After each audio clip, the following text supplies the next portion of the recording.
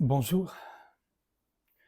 Aujourd'hui, une petite incursion dans l'univers soufi avec une dame qui a vécu 90 ans, de 1909 à 1999, qui était une spécialiste de l'islam au CNRS et qui a d'ailleurs dirigé le département sciences humaines du CNRS.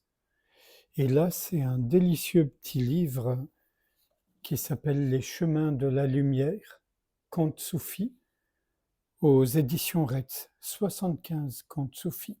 Donc cette dame s'appelle Eva de Vitré-Meyerovitch.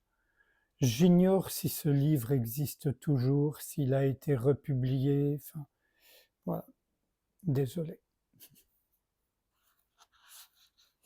J'ignore tellement plus de choses que je n'en sais.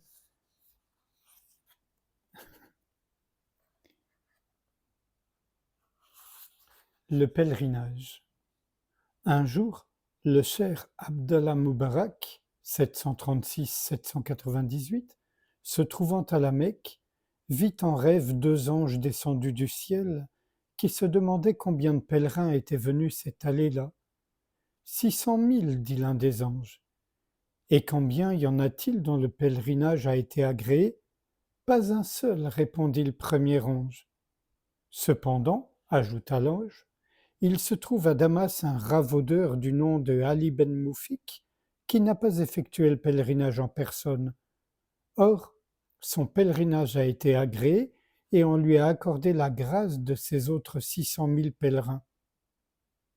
Une fois éveillé, le cheikh décida de se rendre à Damas et d'aller voir ce ravaudeur qu'il finit par découvrir et à qui il conta son songe. C'était un vieillard qui, en entendant ce récit, se mit à pleurer. Il raconta que 30 ans auparavant, ayant mis de côté à grand-peine 350 pièces d'or pour se rendre à la Mecque, il avait découvert que ses voisins souffraient de la faim. Il leur avait alors remis la somme épargnée en leur disant « Prenez cet argent pour subvenir à vos dépenses, ce sera mon pèlerinage. » Et c'est un extrait du Attar, le mémorial des saints. Attar, un grand mystique poète persan. La conférence des oiseaux, si ça vous dit quelque chose.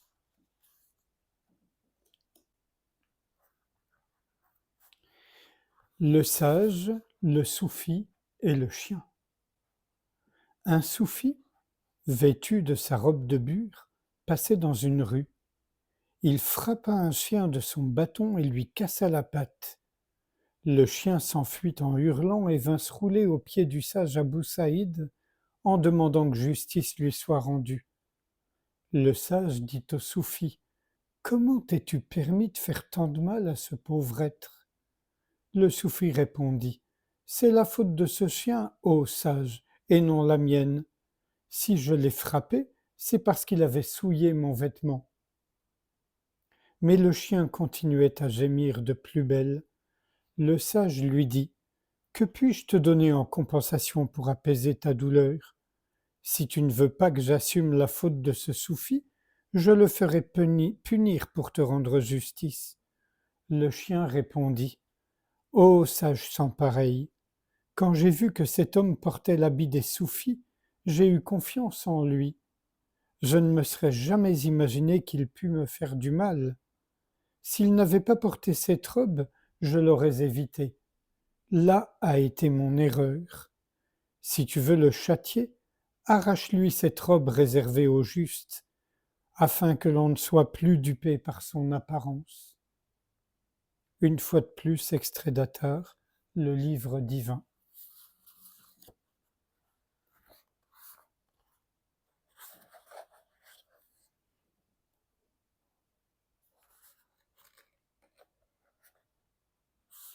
Le disciple et l'illumination. Yunus Emre est l'un des plus grands poètes turcs et l'un des plus émouvants poètes mystiques de tous les temps. Né au XIIIe siècle, il mourut vers 1307. C'était un pauvre paysan qui devint le disciple d'un maître qu'il servit durant 40 années, au cours desquelles il composa d'admirables poèmes. De nombreuses légendes existent à son sujet. La plus célèbre est l'histoire de la rencontre qu'il aurait faite de 3 mystérieux personnages, alors qu'ayant quitté la maison de son maître, il était parti seul dans le désert. Le maître de Younous l'avait chargé de balayer le seuil du Téké, la maison des derviches, mais il ne s'occupait pas de lui, en dépit du désir qu'avait le disciple que lui fût dispensé l'enseignement spirituel qu'il était venu chercher. Au bout de 3 années, Younous, qui n'avait pas eu pour se consoler de la monotonie de sa tâche qu'une ritournelle, donc Younous qui n'avait eu pour se consoler de la monotonie de sa tâche qu'une ritournelle qu'il avait inventée, posa là son balai et s'en alla. Alors que la faim et la soif le tenaillant, il commençait à regretter son équipée. Il vit venir 3 étrangers qui déballèrent sur le sable du désert, mets exquis, boissons glacées, sorbets de neige. Ils invitèrent Younous à partager leur repas. Celui-ci, s'émerveillant, leur demanda d'où il tirait le pouvoir d'effectuer de tels prodiges. On lui répondit que c'était grâce au puissant talisman que constituait la chanson dont se berçait un certain Younous Emré. Alors, le derviche revint chez son maître et reprit son balai, ayant compris que l'illumination pouvait être trouvée dans le silence, en accomplissant les besognes les plus humbles.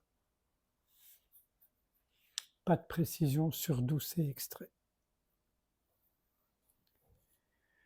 Et un dernier extrait.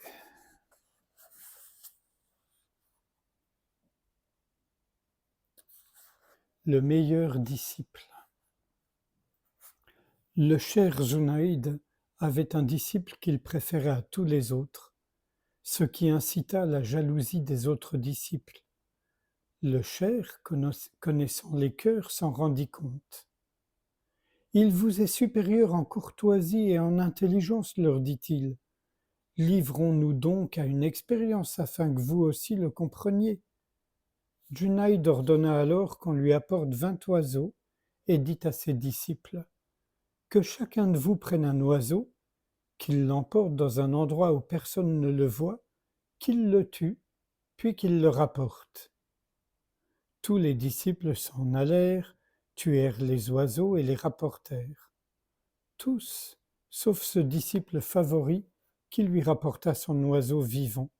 « Pourquoi ne l'as-tu pas tué ?» demanda Junaïd. « Parce que le maître a dit que ce devait être fait dans un lieu où personne ne pouvait vous voir, répondit le disciple. Or, partout où je suis allé, Dieu voyait. Voyez-vous le degré de sa compréhension, s'écria Junaïd. Comparez-le avec celui des autres. Les disciples demandèrent pardon à Dieu. C'est encore de Attar dans le Mémorial des Saints.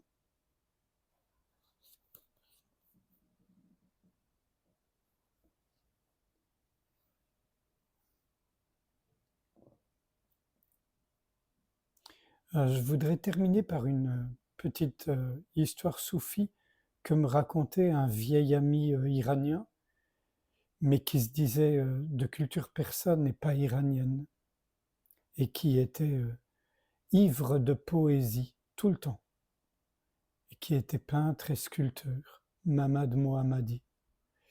Et donc, Mamad m'avait raconté cette histoire d'un soufi qui s'était invité dans un banquet où il n'était évidemment pas invité, et tout le monde le regardait en se demandant « mais qu'est-ce qu'il fait là, qu'est-ce qu'il fait là, qu'est-ce qu'il fait là ?»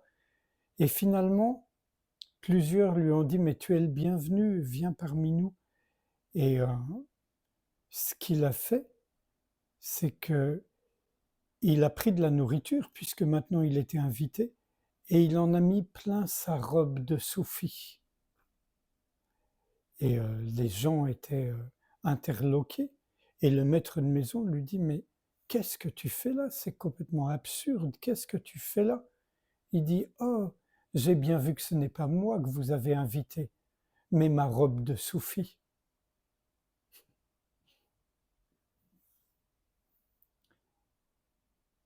Sans réfléchir à ce qui vient d'être lu et dit, si vous le voulez bien, nous pouvons passer un instant ensemble en silence, sans rien faire, sans rien dire, sans revêtir la moindre robe, la moindre attitude.